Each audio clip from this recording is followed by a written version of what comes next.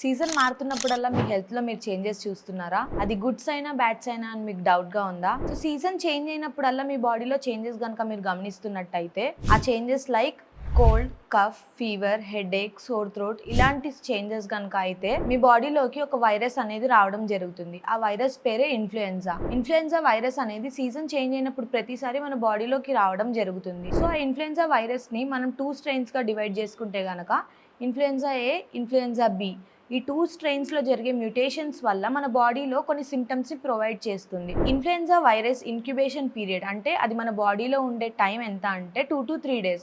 So మనం మందులు వాడినా వాడకపోయినా ఆ వైరస్ అనేది మన బాడీలో 2 to 3 days ఉండడం జరుగుతుంది. 2 to 3 daysలో మన బాడీలో ఈ సిమ్టమ్స్ అన్నీ వస్తాయి.